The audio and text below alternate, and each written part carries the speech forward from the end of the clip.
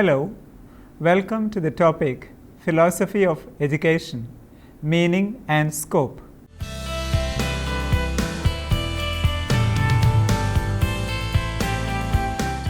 Philosophy is a way of looking at life and the universe. It is a quest for the meaning of life or the existence of human being.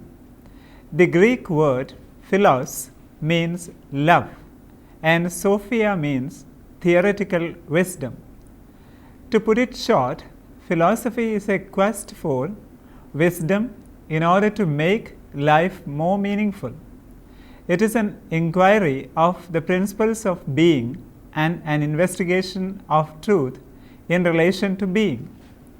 Knowledge is a process of knowing things and facts by making a somewhat accurate understanding of them.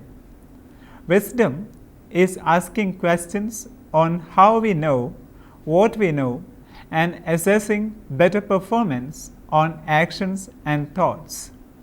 In that way, philosophy tries to create meaning around the activities and life of a person by connecting it through knowledge. Thus, it provides a systematic worldview. As stated above, philosophy is a love for wisdom. A person who is seeking wisdom is important here, rather than a person who attained wisdom. At the same time, this wisdom is closely connected with the freedom of an individual. The idea of philosophy is intrinsically connected to the notion of freedom. An individual can enjoy freedom through the attainment of knowledge and wisdom. In other words, wisdom helps to segregate the kinds of knowledge that can help an individual to think about her or his freedom through rational thoughts. Wisdom points out knowledge that is useful in life from knowledge that is useless. So, a person can select what is useful for his or her betterment in life. Philosophy is also a reflecting process of our life and actions. In that way, it is an assessment of one's thought and actions. The self-reflection process is meant to enable one to refine their actions and thoughts. Philosophy investigates the possibility of a useful knowledge and the conditions that makes the knowledge useful. It also inquires the contents and implications of experience. Philosophy addresses the relation between experience, knowledge, and thought. Mainly, philosophy deals with the problems of reality, knowledge, value, and truth. The main branches of philosophy are natural philosophy, moral philosophy, and metaphysical philosophy. They are further divided into axiology, ethics, aesthetics, logic, and epistemology. Axiology is a study of value of things. What constitutes value is also an important and related question in axiology. Whether value is a fulfillment of desire or pleasure, or value is just a preference of a person, or is it a human interest or behavioral disposition, etc., are some of the issues within axiology. Different philosophers address these issues in different ways. Natural philosophy is a systematic study of nature and its diverse aspects. It intends to know the function as well as structure of all possible natural objects. This function and structure further necessitates the relation between different natural objects, including human beings. In the early modern period, natural philosophy was considered as equivalent to science. Moral philosophy is a principle on which all our moral judgments of the mundane days are based upon.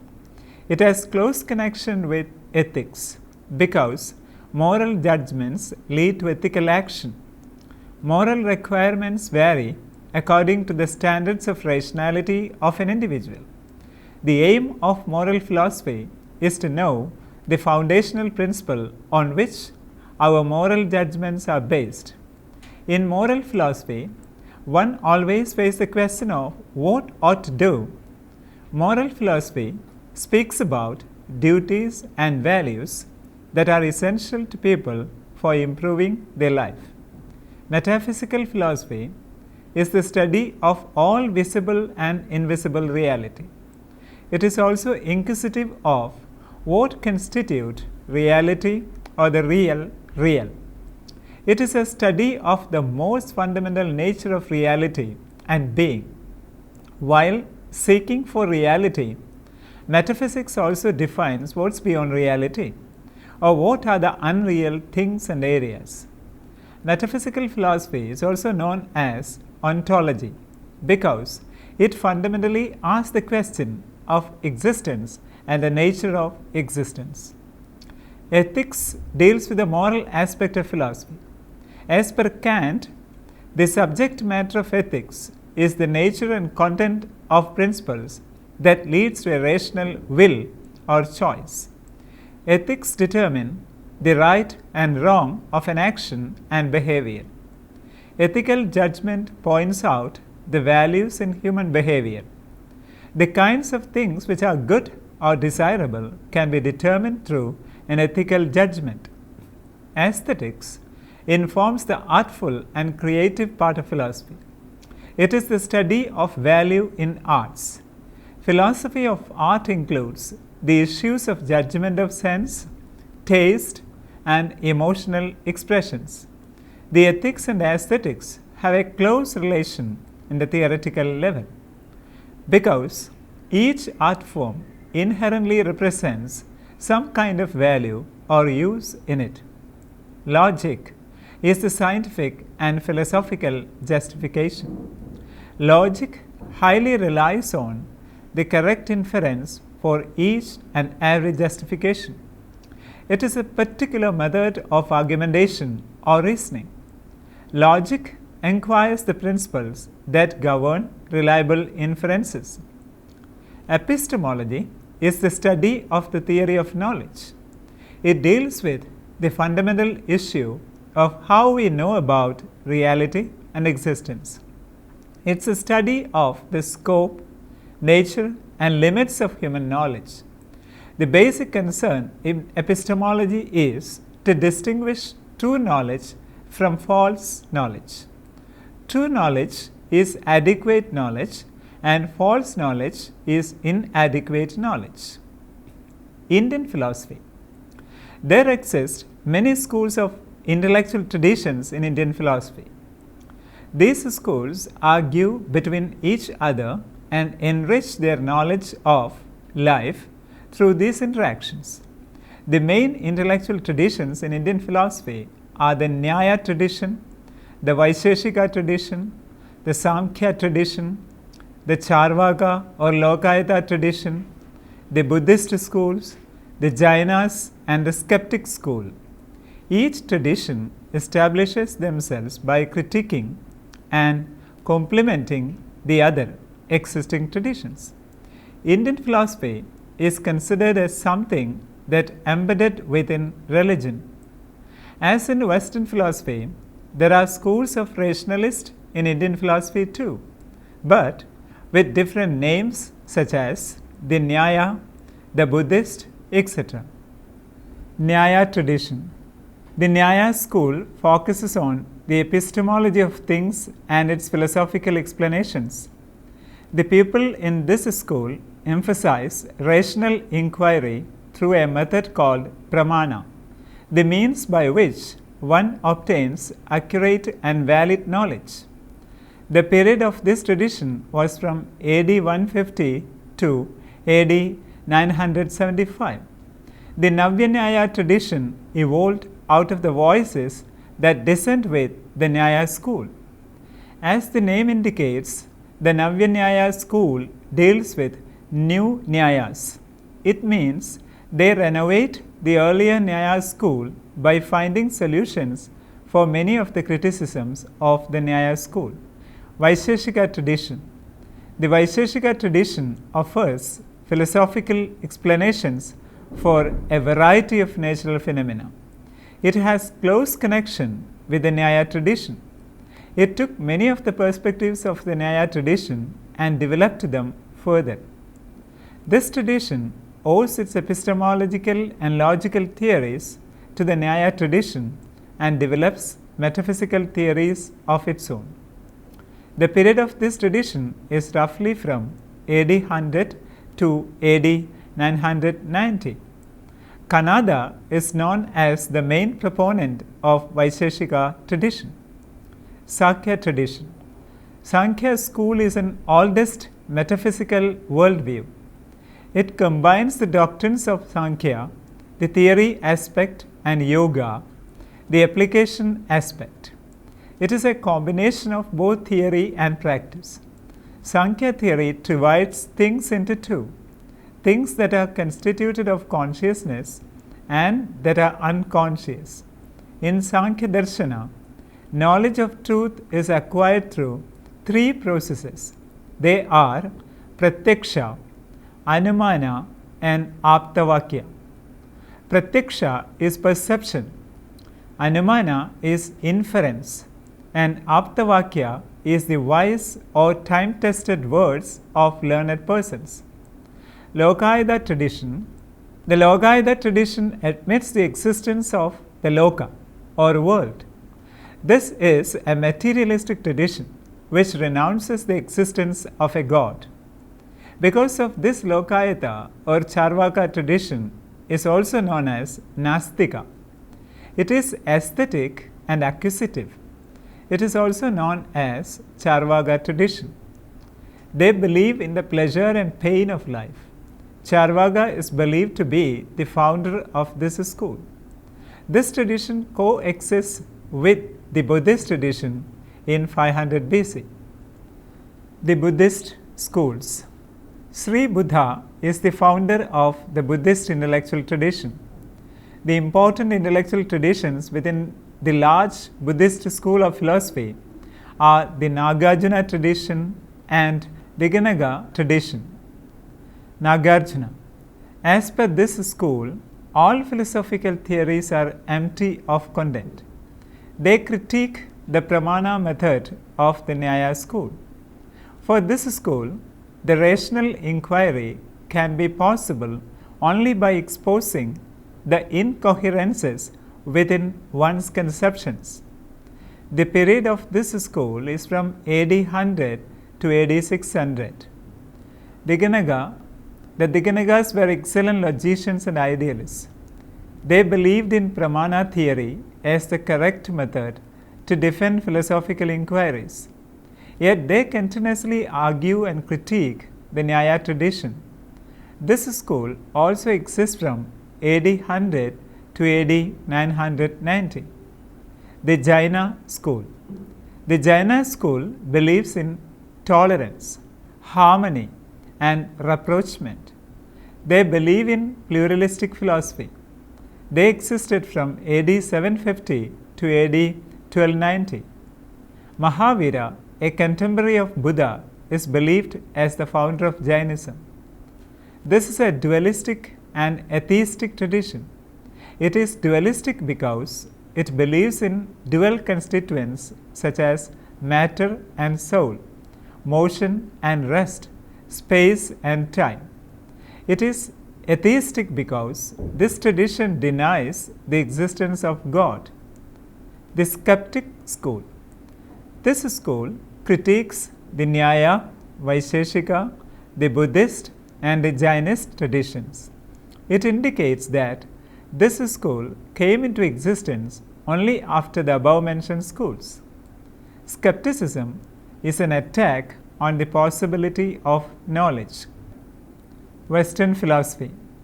In the Western context, philosophy doesn't have a large number of schools as that of in India. The tradition there is to derive from or critique the existing canon of philosophy. So, one can easily find a chronological order in Western philosophy that starts from Confucius, Aristotle, Plato, and extends up to the contemporary period of Deleuze and Michel Foucault. Western philosophy is considered as a science that segregates itself from religion. Aristotle defines philosophy as a science which discusses the real nature of supernatural thought. Kant regards philosophy as the science and criticism of cognition, the inclination to truth and a subject. Here, subject is a person to grasp the truth, is central in many of the Western traditions. There is also an imagination of absolute truth. Plato defines knowledge as justified true belief. In this, one needs a belief as well as a justification for the belief. The method of philosophy is in agreement with the nature of truth.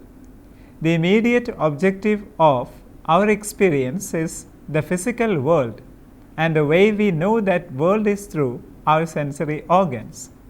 So, the method that philosophy uses to grasp the truth in the world depends upon an individual's conception about it.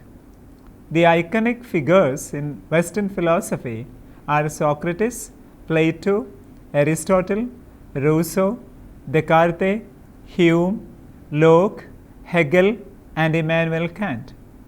The main schools of thought in Western philosophy are skepticism, agnosticism, empiricism, and rationalism. Skepticism. In this tradition, one doubts everything, including the validity of thought.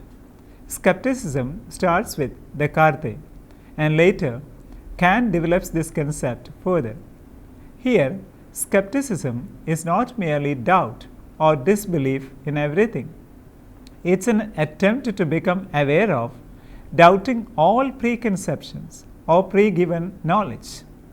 The already given knowledge is validated through a series of processes and finally ends in absolute certainty regarding the nature of reality. Agnosticism. In this tradition, knowledge of reality is impossible to achieve. In other words, we have no means or tools to know and validate reality. Agnosticism doubts the beginning as well as the end. If skeptics doubt everything, agnost doubts the chance of having any knowledge of everything. They believe that man knows only the appearance of a thing and not the real thing. Empiricism. Empiricist treats mind as a blank slate where one can write upon through experiencing the world. It is based on sense experience. Here, the source of knowledge is through senses and not through mind or thought. Here, knowledge is a posteriori or dependent on experience of sense perceptions. But one cannot always rely on sense experience because it depends upon the context and the feelings of the person who uses her or his senses to grasp knowledge. Empiricism is said to be the forerunner of skepticism. Rationalism. As the name indicates, rationalism believes in reason to validate the truth in any knowledge. Here, knowledge is a priori or completely independent of experience. In this tradition, knower or the knowing subject has a central role rather than the knowledge. The knower or the knowing subject acquires certain knowledge by using her or his intellectual and rational thoughts or mind. Here, knowledge is self-evident, universal, and contains necessary truths. Philosophy of education. From the ancient period itself, education is seen as an important tool for the betterment of an individual. The goal of education is the all-round promotion and development of life. Through proper education, a person acquires an opportunity to improve her or his character, action, knowledge, and thought. In other words, he or she acquires certain skills that are essential to live in the world and to relate with others. Thus, philosophy and education are interlinked within their goal in improving the human life. What is meant by education is different in different situations.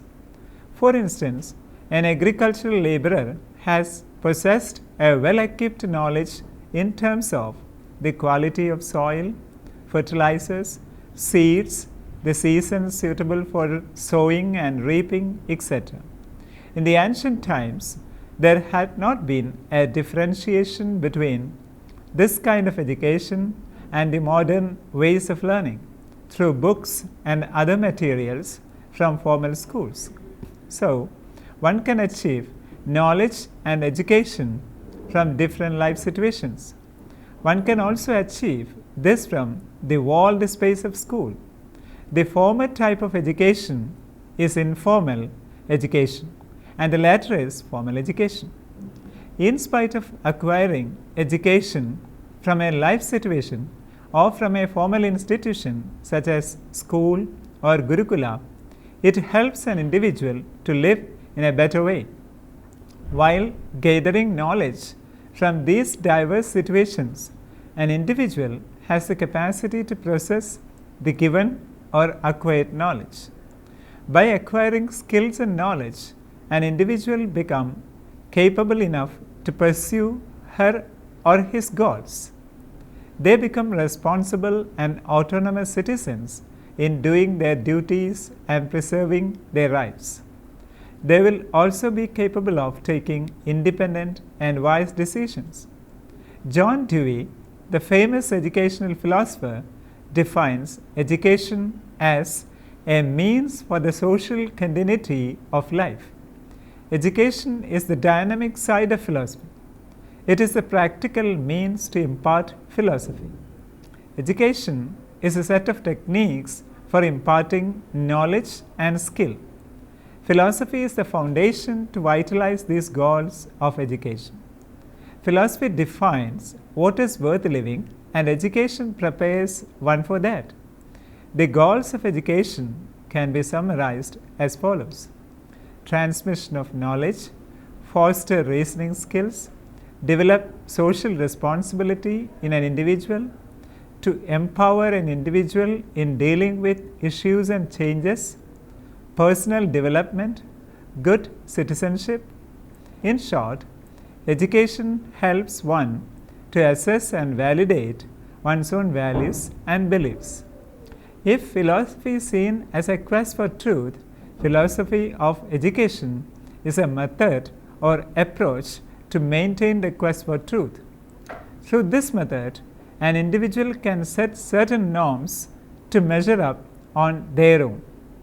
This could be through an upward mobility in terms of economic benefit or better job opportunity. This could also be through a refinement of one's own thought or action. The great philosophers of all times have also been great educators.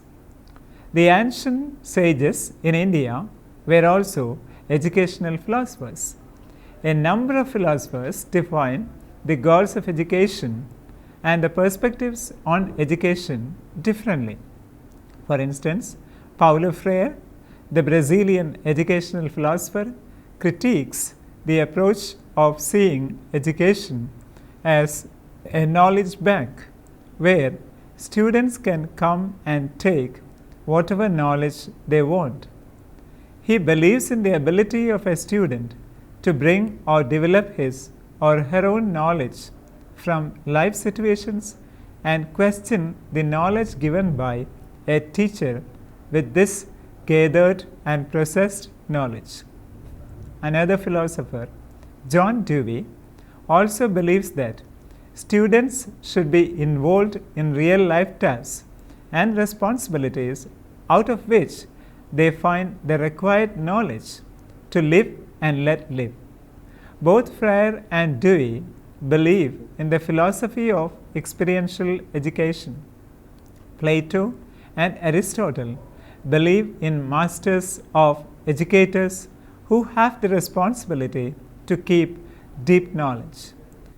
The masters should also show enough care for the well-being of the one whom they teach or work with. Here also, Knowledge evolves not merely from teaching but equally from questioning. So, interaction is an important tool in the exchange of knowledge. Let me summarize the major ideas we discussed so far. In this unit, the main thrust is to know about philosophy in order to understand the meaning and scope of philosophy in education. Philosophy is a quest for wisdom and knowledge. This requirement helps an individual to improve her or his life in a more meaningful way. Philosophy provides a systematic or universal worldview. The idea of philosophy is also connected to the idea of freedom of human being. It is a self-reflecting process of one's action and thought. The main branches of philosophy are natural philosophy, moral philosophy, and metaphysical philosophy. They were further divided into ethics, logics, aesthetics, and epistemology. Multiple schools exist in Indian philosophy. They argue among themselves and also derive from each other. In West, the tradition of philosophy is to derive from or critique the existing tradition in a chronological order. The main intellectual traditions in Indian philosophy are the Nyaya, Vaisheshika, Samkhya, Charvaka, or Lokayata, the Buddhist schools, the Jainas, and the skeptic school. The main schools of thought in Western philosophy are skepticism, agnosticism, empiricism, and rationalism. Philosophy of education provides certain method or tools to an individual through the process of learning. This learning enables an individual to discipline and reorder oneself. Now, you can try to answer a few questions given here. What are the important goals of education? What are the different schools of thought in Indian philosophy? Write briefly on the different thoughts of Western philosophy. What are the differences between Indian philosophy and Western philosophy? Why philosophy is important in the life of a person? Why Lokayata tradition is known as Nastic tradition? Let me suggest you a list of books for your reference. Key concepts in the philosophy of education. Winch, Christopher, and Ginchell, John. London, Routledge. Democracy and Education, An Introduction to the Philosophy of Education. John Dewey, 2004, New Delhi, Akar Books. Hope that you have enjoyed the session. We can meet again with another topic. Till then, take care.